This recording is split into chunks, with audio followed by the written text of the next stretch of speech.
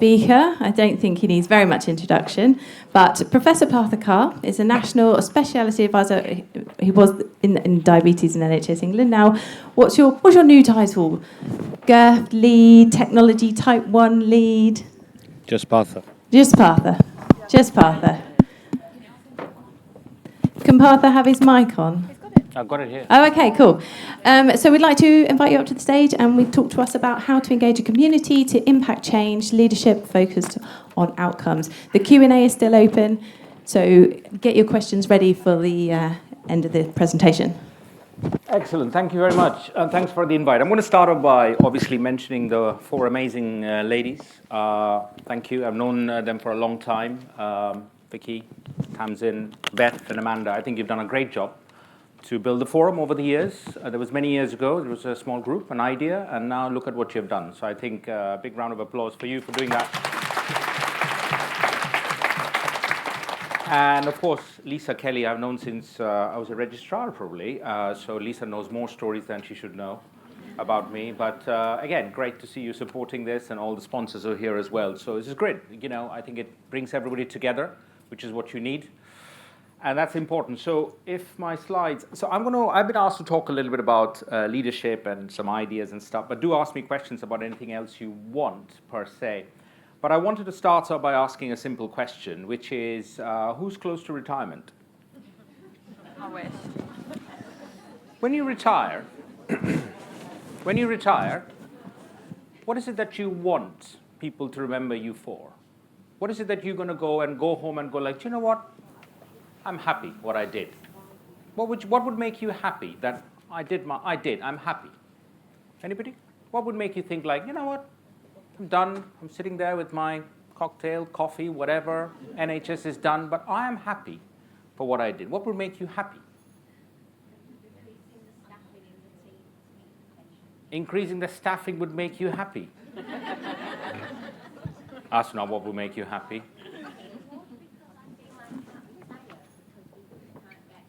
So that's your aim. Okay, all right. Anybody else? Why do you all go to work? Apart from the mortgage, the bill, the fees, but you could have picked that somewhere else. To make a difference. Okay, all right, fine. Just remember that as we go through this talk. So this is something which has been pinned on my wall since 2016. Those of you don't know who that is from. It's from a football coach. Those of you won't know, it's from a gentleman called Jurgen Klopp. And the important thing about him was he came in 2015, and this is his first line he said. Forget about his footballing achievements. I'm not going to talk about football, but I've always had this pinned on my wall since I started my job.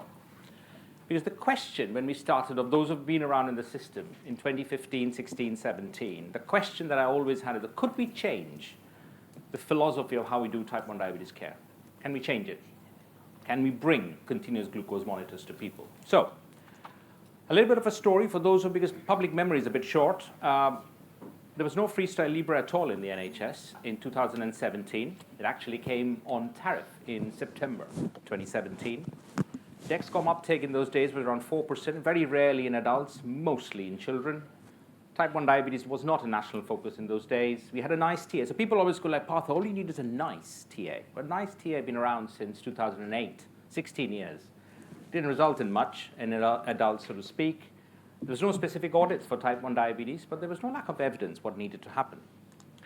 Bit of a fast forward where we are, 7 years down the road or 6 years down the road, depending on where you want to pick your starting point. That's what we got. We got 97% of type 1 diabetes have continuous glucose monitor. You got 98% of type 1 diabetes pregnancy on CGM. But the important things are now what you're seeing, population change, HbA1c across the board.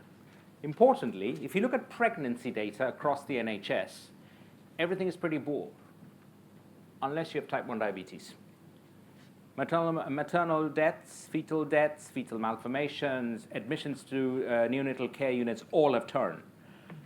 That's not rocket science, is it? For those of you who have been through pregnancy, you've got enough challenges of its own, and then you're asking somebody to check their blood sugars 8 to 10 times, so they're pricking their fingers every day. Guess what happens when you give them a device where you don't have to do it? Things get better, right?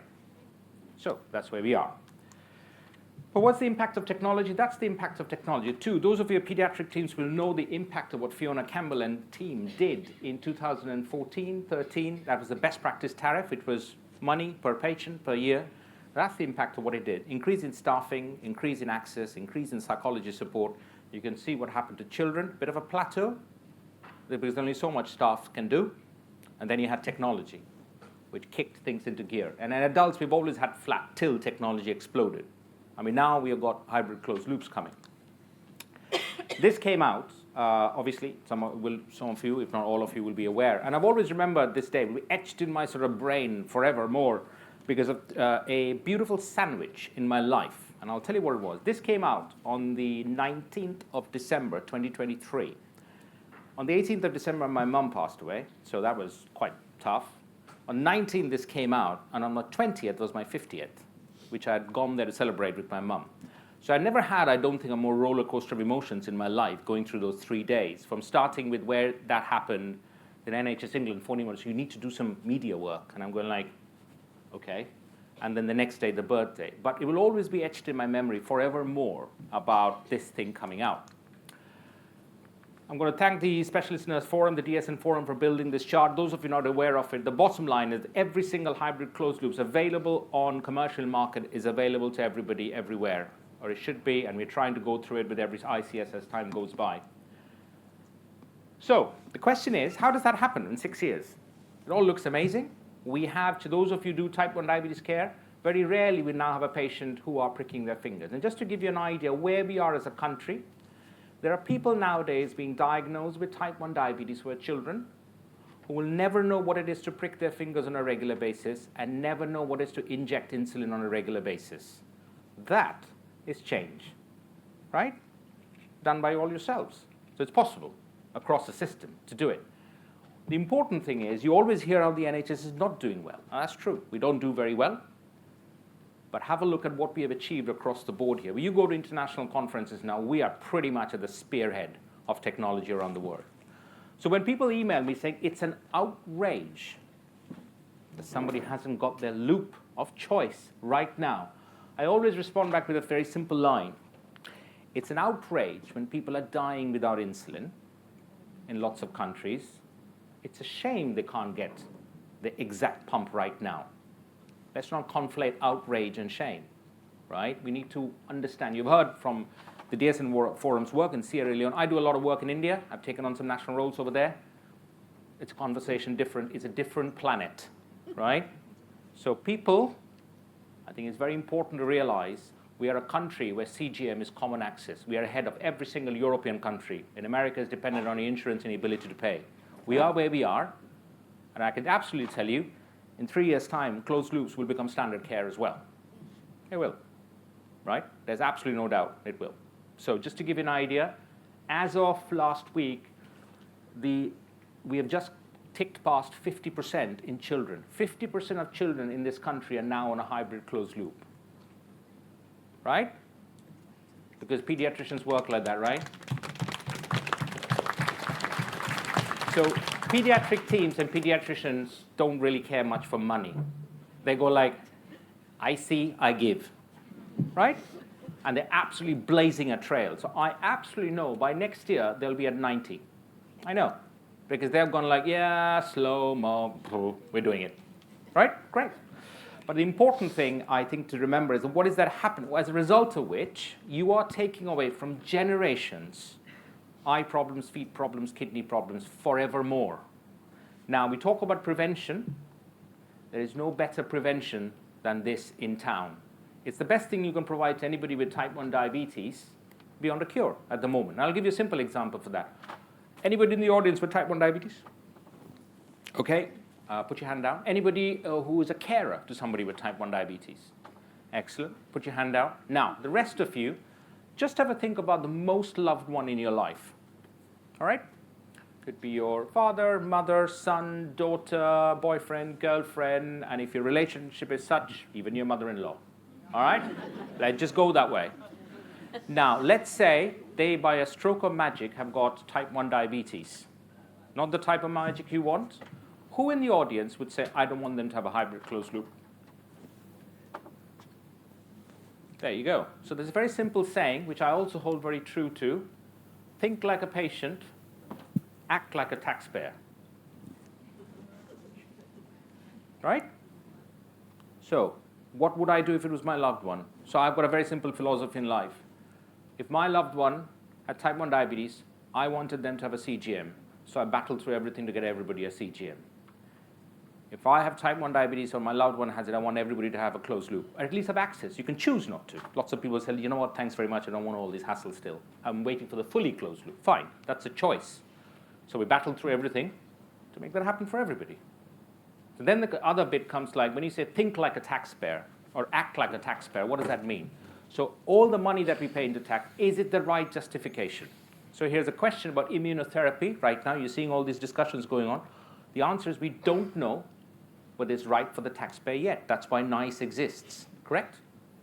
NICE will tell us whether it's right to be funded by the taxpayer or not. Not us, not our own belief. We would love to. If it was my loved one, I'd go like, oh, do you think I would like to give them immunotherapy to push it back a few years? Maybe. But should I then fight for everybody to have it? I'm not sure, because the body concerned to do that hasn't told us yet. Does it make sense? So always think of that. When you think of something in your life, that's the important thing. So when you look at this data, people go like, what's the secret sauce? It must be Partha or something like that. Okay? Is it academic? So the important message is it's got very little, if anything, to do with me. I'm the spearhead. I'm the public face, I'm the focus, I'm the challenge person. Important thing to not forget the academic and clinical support behind it. And I always say this to everybody who's an academic who does research. Work with policymakers to make your science come to life. Just doing a paper and then being outraged that your academia is not coming into life is not work. And I'll always take my hats off to people like Roy Taylor, Helen Murphy, all these, and you'll hear from Mike Lean later, who've gone like, do you know what, here's my research. How do I get it into lives? Right? I don't want to hear about the latest study about something, and they go, well, it's your problem. No, not really. You need to come around and explain that to me. We've also got a fabulous management team in the NHS diabetes team.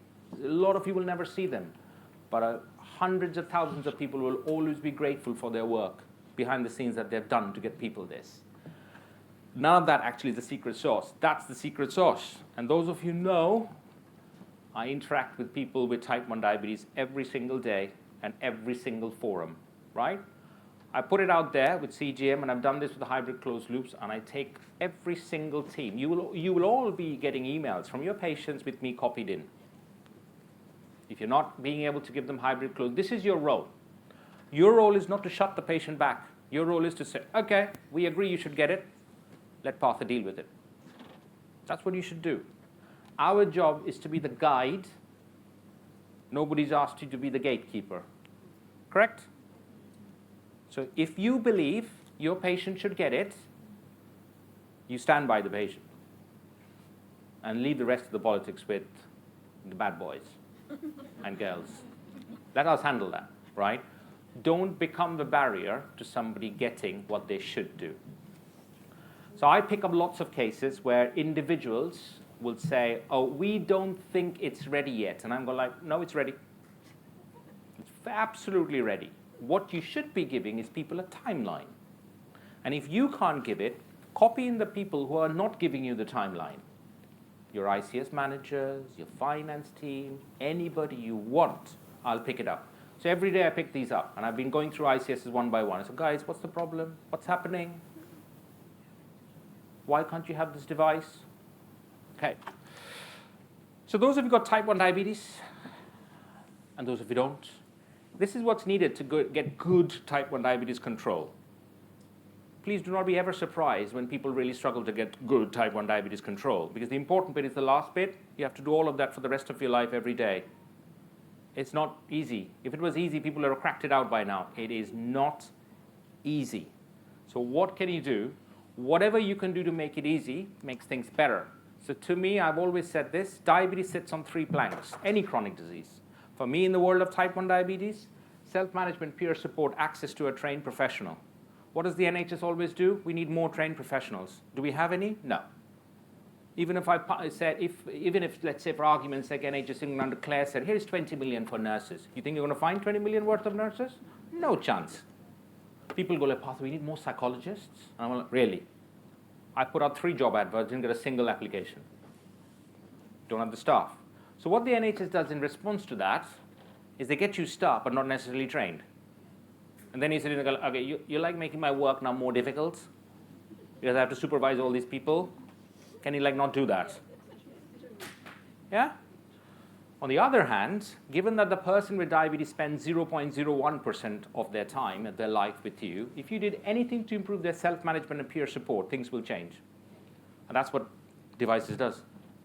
If you've got type 1 diabetes, that's all you're doing, right? You're just giving them devices so you can do things better, look at your numbers all the time, make your own changes, and talk to somebody else who lives with it and gives you better advice than any doctor or nurse can ever do.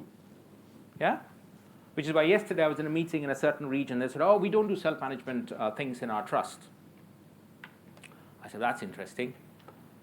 I said, do you have type 1 diabetes? And they went like, no. And I went like, do you have anyone in the family who's got type 1 diabetes? No. So what makes you more qualified than somebody with type 1 diabetes to know what to do with their insulin? I don't understand this. It doesn't. You just made it up. And they go like, what happens if somebody comes from outside and takes their insulin, kills people? I said, that's a possibility, but it's probably more unlikely than actually giving the person with type 1 diabetes DKA because somebody didn't find their insulin. I think that's more likely. What about if there is staff running around trying to kill people? I said, well, stop employing psychopathic staff then. Not stop people doing their self-management. That makes no sense, right? And Jerry Raymond says a lovely thing, which is true. You got more training about fire safety than insulin. And you go like, how many fires has there been? Well, there's been 1 in 75 years. How many errors are there in insulin? Oh, right, every day. So wonderful. And I absolutely bet every single one of you who remembers the colors of the fire extinguishers. I have no idea. You do it every year. If a fire goes off, you're all picking the first one going like, bah, bah. That's all you're all going to do. Right? Or you're going to call 999 or 222, go like, and they're going, this is not the number to call. But the power of language, I always say this. You spend 0.01% with people living with type 1 diabetes. What's the one thing you can do? I've said this before. Just be nice. Don't have to do anything dramatic. Nurses are better than that, better than most other professionals in doing it. Please continue doing so. Just be nice. People remember you for being nice. Right? Just be nice. Honestly, you know. I think this is what I talk about CGM and closed loops and everything. When you look at time in range, it's not our place to say, oh, you should have done better. You don't live their lives, right? Don't try and be in somebody's life. You know, how do you know? It's one of the things that we talk about deprivation, right? People go, if we give technology, it would be great. No, their challenge of putting food on the table for the children are still the same. They may not still have the time to look after their insulin and dosing because they're worried about their children. So don't judge them, right? So I always have this very simple thing, which I put always on social media. The 50%, I will like doing really well, a little bit more work, 60, amazing, 70, out of the world, 80, don't come and see me. What do I do if it's 20? I always go like, not a problem. We'll do 25 next time. 10, not a problem. We'll do 12. We'll do 15. We'll move, right? I don't know what's going on in their lives, right? It's not for me to sit around and go, you should do better, right? So I always talk when, people do this. You go to meetings and companies love doing this. They go like, oh, here is an insulin pump, put it on. And you go like, that's performative nonsense. You want to really try having an insulin pump? Carry it around with you. Do all the adjustments for a month, not for a day. Don't just prick your fingers for a day and think like, I think I've got the lived experience. You don't. It's not a lived experience. That's performative fun, right? So it's important we sort of see that. So I think leadership is about that. As I said, if that person was my loved one, what would I do? What's the conversation I have with them? That's pretty much what it is. So I'm not going to skip that. So concept of community, and this is what I would encourage you all to do. This is why you're all here together, right? Your concept of a community. Community cuts across deprivation issues and ethnicity issues. And those of you in the room, a fantastic sense check I always give you. Deprivation and ethnicity are not the same things. Did you know this? Because when people go like, black people, they're like really poor. And I went, well, all black people are poor. Who said that? But I will have gone to meetings, people go like, we're doing something to tackle deprivation by tackling the black community. And I'm like, what about all the white children who are poor? What kind of conversation is that? Tackling deprivation gaps is really tough. The NHS is not equipped to tackle deprivation gaps. Do you know why? Because the NHS wasn't built for that. That's the role of governments, tackling socioeconomic differences, councils, etc. Ethnicity gaps are due to bias. Really. People call it structural racism. People call it, what else do they call it? Unconscious bias. And I always say, look, in 2024, if you're still unconscious about racism, then you really need to have a CT scan of your head. I don't know what even that term means. You can't be unconscious anymore. Come on, wake up, right? So we always work to do that. So I always do this in the public domain. I've got many social media, and I keep on putting out stuff, engaging, asking people, and I always say, you got a problem with access, come to me. And I'll answer every single email, every single time. It's not a problem. Not a problem for me. But what I ask you to do, engage with those living with the condition. Be their guide. So in a room, how many of you have been to meetings about diabetes? Hands up. How many of the times have you seen somebody with type 1 diabetes in the room? Rare, isn't it?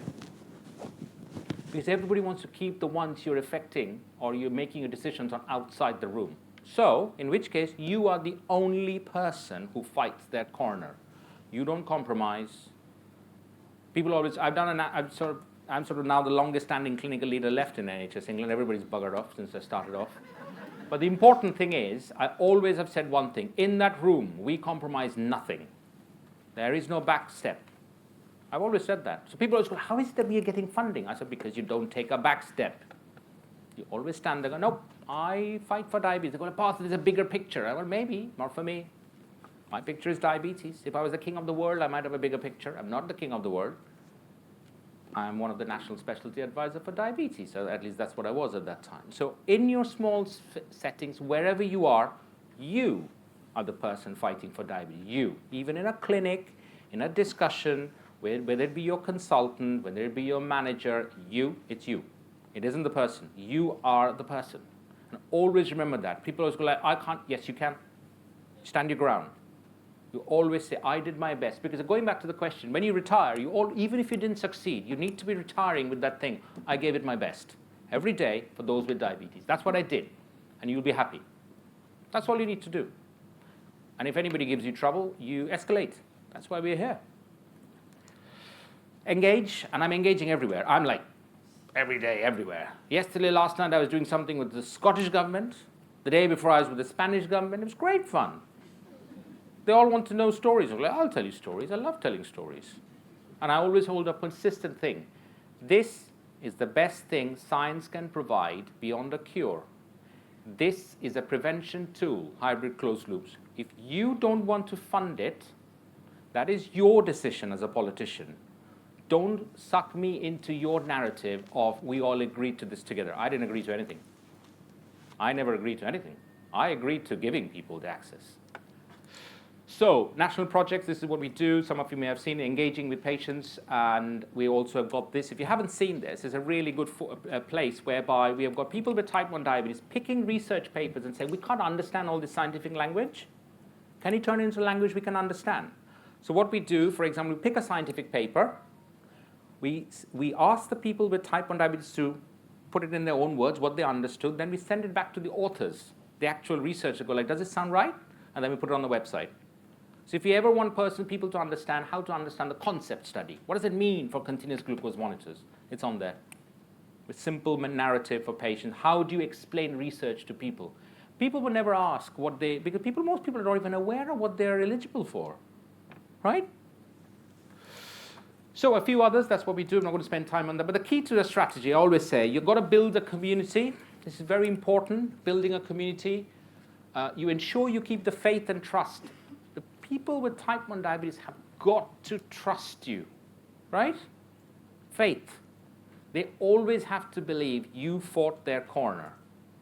People don't mind you not winning. And I always talk about this. You know, when I first time showed the data, I still remember, about black children and white children, difference is half in pediatric units, half. This was in 2020, not even decimal point, half. And we couldn't even blame GPs, because we love to blame GPs for everything. And we go like, oh, this is a bit awkward, who do we blame now?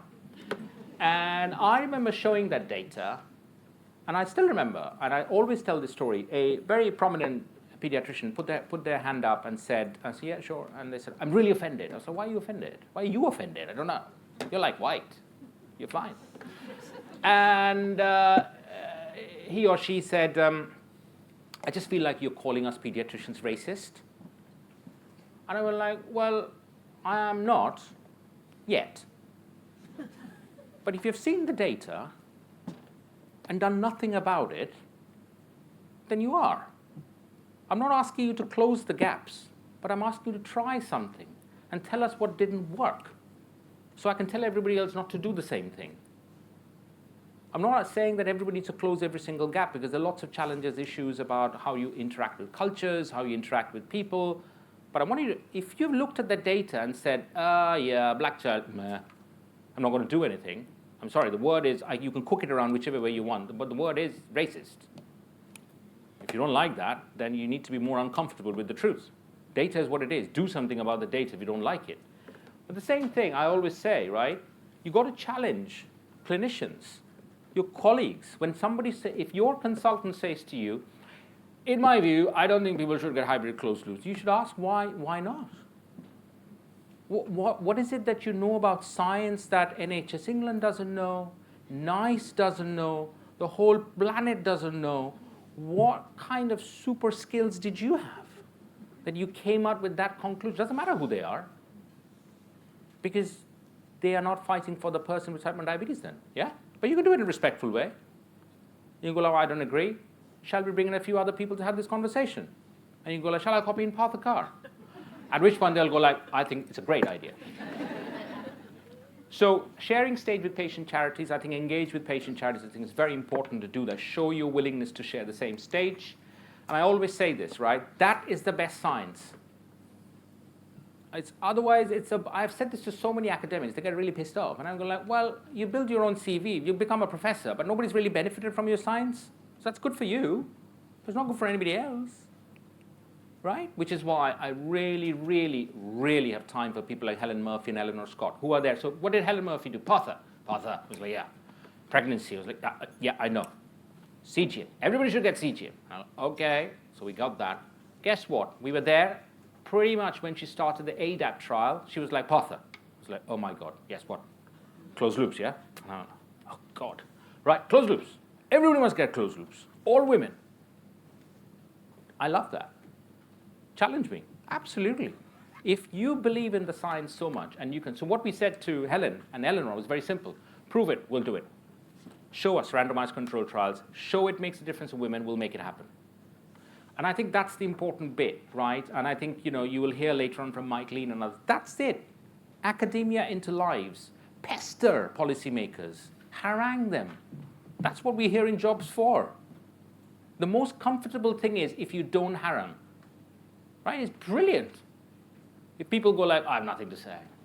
I think Partha, you're awesome. Your hair is awesome. Everything's beautiful. We're not going to say anything to you. No, I want to be asked, why hasn't everybody got hybrid closed loops? Sorry, what about the rest 20%? You say 80. No, I'm sorry. What about the rest 20? Why is it okay for people to be with an HbA1c of 7.1 an adult and not get it? Right? That's what you should ask me. So plans are good, documents are good, talks are good, as are tweets, blogs, but the one that matters is outcomes. So I have always got a very, very simple philosophy of how you judge leadership. Leadership, people always talk about always charisma, it's how they speak, how they talk, none of it. Leadership at the end will be judged by what you achieve for the people. I go back again to your retirement story. Your retirement happiness is, well, like, did I do good? Did my local patient say I did good? Then you did good, right? Everybody in their own sphere, that's what leadership adds up to. So I always talk about this. Some of you will have heard this. I'll finish with these things. I think there's more life lessons about 4 groups of people you will meet. And I've said this before, so apologies for those who have heard this before. I will always use the example of sexism, which I think is the best example because there's a room full of women. There's a spattering of men. Sexism, you will meet 4 groups of men in your life. All women have met them, and they work with you every day. This is why there is still sexism in the NHS, right? Group 1, when you talk to the sexism, men are going like, totally with you, I'll stand by you. And you go like, okay, just can you come along when the time comes? That's brilliant. But the group 2 is going like, is it though? In diabetes? You've got Claire Hamling as the national lead. That's a woman. And most women go like, okay, that's not like cracking the glass ceiling for everybody. Have you looked around you? It's not just about one person. Then you got a group 3 who's just too tired in life. They're like, is it a good thing to do? Do I need to like be next to women nowadays? What am I supposed to do? Be like anti-sexism? What do I do? The important thing is the 4th group. You work with them. They all are in the NHS. Do you know what they believe? They believe you should be cooking. You should be not coming to work. You should be under the men. You all work with them. If they didn't exist, there would be no sexism in the NHS. Yeah? Any implementation of science is exactly that, right? Group 1, so you go to a group and talk about technology. They go, love it, Partha. Even before I've said anything, I love you, love your work, beautiful, you're amazing, I love technology. Everybody's on technology. And they go like, you gave us a budget, we overspend the budget by 25%. And you go like, oh, okay, all right, great. Second group, is there data? Is it really? And you go like, well, nice, I've said so. Can you stop asking for the same question now? Good. Second group comes in board. Group 3, when you show that everybody around you is doing it, they get a bit embarrassed, right? They go like, oh, everybody's giving closed loop now, are they? We did this with CGM. We went like, hello, everybody around you is giving it. Hello, hello, hello. So we did this, and no offense to anybody who's from that area, but we did this with Dorset. And I sent an email going, okay, guys, 25 miles. This is silly. Everybody around you is doing it. They were like, yeah, this is true. There's a 4th group, however, who will tell you with technology, sorry, in my time, people with type 1 diabetes did their glucose calculation on an abacus. And that is how it will be. Right? So you need to think about which group are you talking to every day, right?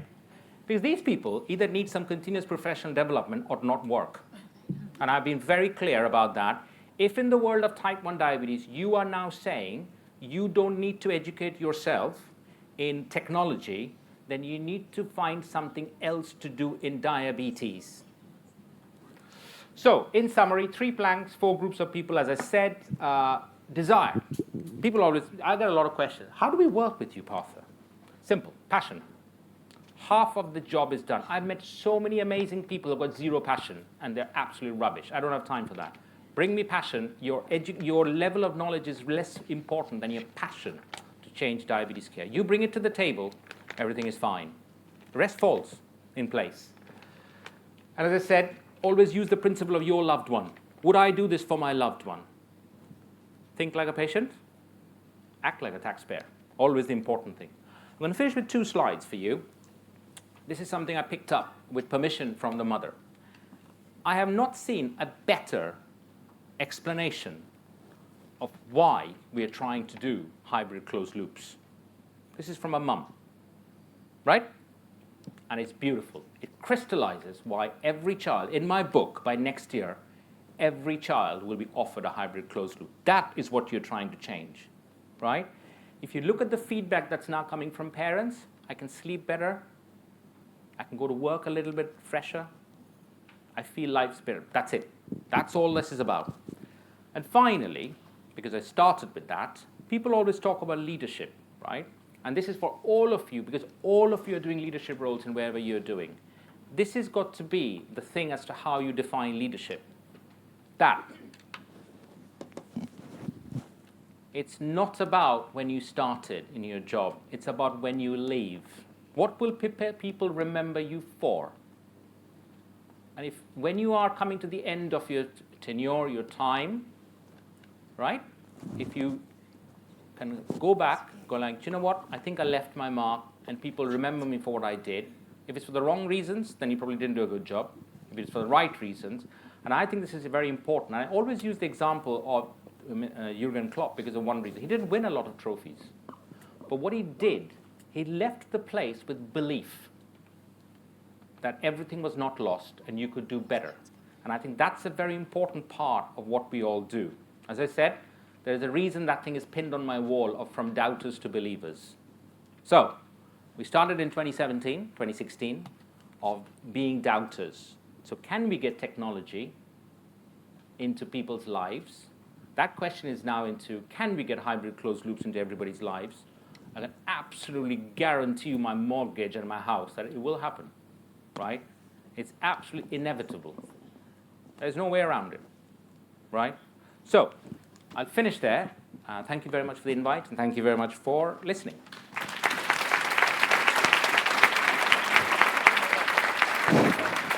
Hello. Hello. Hello. Hello? Oh, it's working. Okay, so hopefully you have already... There's a few questions on here, but not enough. We have 7 minutes to fire loads of questions at Partha. I have a few on my phone, which I will read out to you. Can we have a national comms again for people living with type 1 that hybrid closed loop is a 5-year delivery plan, please, to reduce the traffic to DSNs? Yes, but I think there's two parts to it. When I say 5 years... that doesn't give anybody the license to say you will get it in year 5. Because that's what some places have done. I want a list. I'm very happy to do the comms again, but I want you to say this simple words. If you're a child, we'll get it to you within the next year, max. If you are a woman trying for pregnancy, we would like to do it now. If you're an adult, you might have to wait. And that depends on funding and discussion, but we will get to you within 5 years. Make sense? Mm-hmm. I do clinical work all the time, every day, and I say all of my patients have been said, you will get a hybrid closed loop in year 3. That's fine. Be open, be honest, and then when they go like, oh, year 3, and I'm like, you got your CGM? How's that going? Oh, very good. Steady as she goes. As I always said, not an outrage. Outrage is what's happening in the Middle East. It's a shame. It's okay. But if we could afford everything, then where do you find money for some of the questions that Claire was asked? You also want obesity drugs, SGLT2 inhibitors, GLP-1s, I don't know what else you want. But you just have to pay more tax then. Who wants to pay more tax, by the way? There you go. Right. That one was left on there from Claire, so we can... I can take it. So PA is a very hot topic debate. I think it's a new group of individuals who have been drafted into the system without any thought or plan. Do they have a role? I think they do. But I think there are some fundamental mistakes in the way it's been rolled out. I think starting somebody at band 7 straight away puts you in competition at that level. And I know a lot of nurses in my own department that would love to get from 6 to 7 with far more qualifications than is existing. So I think what we'll do in the diabetes world is we'll probably look at what we can do together. There are lots of national guidance coming out. There is a school of thought who says that PAs should not exist. I don't believe that. I think PAs can have a role. I think it's not the fault of the PAs. They find themselves in the soup they are. I think it's really bad implementation. And I think it just needs to be done in a more structured way rather than the way it's being done at the moment. So we've got barriers in peds, access to hybrid closed loop. Our trust is the opposite. As a young adult DSN is a huge challenge. It's our bread and butter in adults. Yeah, that is a volte-face, which is very rarely found. So I think whoever you are, you're very welcome to contact us, because contact me. The question then becomes, where is your BPT? Where's the money sunk? What is being used? What is your access points? And your ICS has to give a plan about the 90% coverage and how they're doing it. So switches can be done immediately without any money being needed. So if you're on a pump and a sensor, you can just switch. And that's starting to happen. So if you're not sure about those, email me. I'll clarify that again. Not a problem. Or, I don't know, did we record the DSN Forum thing we did? Listen to the DSN Forum webinar we did. I do answer all those questions there. Standardized process for funding from ICGs? It's the multiple process. Yeah, we're trying to do that. I think we'll get there because this is an NHS which has got divided into 42 parts. That's what we're working on, to make one process in place. Which hopefully, but that will take us some time because of all the legal rules, etc. around it. But yes, that's sort of approach we are taking. CGM type 2? You got NG28 for people who are on insulin. Otherwise, beyond that, it doesn't, the evidence-based, I go back again. Think like a patient. Everybody wants it? Act like a taxpayer. Does the evidence-based stack up? Nope. So I always say to the academic community, bring us research to show it can stack up. We'll take it to NICE. Quite straightforward. That's a tough one. Which one? NHS is made up of individuals representing the entire world. What sustainable steps to take to give back to our home countries in areas of diabetes? Well, hang on. How are you going to define what's your home country? This is a very, very bullet-ridden question. What's your home country? Whoever's asked the question, is it India? Is it Scotland? Is it Wales? What is it? Which home country? Yes. Barbados. Just chill. I mean, come on. So I think what I would say is that I'm very happy to. So I can tell you what I'm doing in India because I'm trying to give back to my own country. I think there are plenty of people who are looking at the NHS who would like to take up opportunities of engaging. So I can definitely put you in touch with a few people. We're doing that in different parts of Africa, Caribbean, etc. So I know there's a ready-made workforce for that. We're trying to help and give back something. So happy to give some ideas and tips. All of the companies provide that, don't they? 24-hour support nationally for patients using hybrid closed loop. So all they need to do is call their customer care. We only have Omnipod 5 and Libre 2 available at HCL. Well, that's not factually correct because of the negotiations done, everything is cost neutral or cost saving. So please ask us this question. We'll clarify that. The reason it's been done like that because people go like, oh, that's coming from primary care budget, so we'll just hide that away. We are going like, well, you can't really because it's actually one budget. So I think there's a little bit of, we'll just push that onto primary care. We are saying, no, you can't do that. So that will get clarified very quickly. So, what are your top tips in engagements in young adults? don't treat them like idiots. That's honestly my first top Full tip. stop. I think a lot. You always get that people go like, oh, young adults, oh God, they sort of groan and moan and don't talk and just have sex and alcohol and stuff like that. And I always go like, I don't know whether you were all saints when you were 17 to 20. I certainly wasn't. I can't even remember my years in those days, but I know I had a great time. So what I would say is that if you've got type 1 diabetes, it's a real challenge on top of it. I think be more empathetic, give them as much of a rope, so to speak, you can. It's a really tough condition. As I always say, it's an unremitting, unforgiving condition. And then you've got teenage life, hormones, just give them slack, right? Just ensure they keep in touch with you. Even if they come to a clinic and say absolutely nothing, that's fine. Bring them back, try again. It's a lot of patience, is what I would say. So we are out of time, but I'll let you pick one from my list. Oh, I can't read. You pick. I don't have my glasses there. Do the primary care one. Okay, how do we in primary care as DSNs prepare for hybrid closed loop in the community? We are seeing way more type 1 than ever before. Train up. I think that's the first thing. I think training. I think if you're doing anything with type 1 diabetes, you have to know about technology. So look at the academy program done by the Diabetes Technology Network. Take your time. I think this is part of the evolution. So if you've learned about how to prescribe GLP-1s, yeah? Everyone knows how to prescribe GLP-1s? You learn how to prescribe technology. It's straightforward. HCL, I think, will mostly stay under specialist care. I think it's fair to say because of the way it is, and it should. But I think it's about awareness of what's available. Yeah. We'd just like to say a big thank you to Partha. So a big round of applause.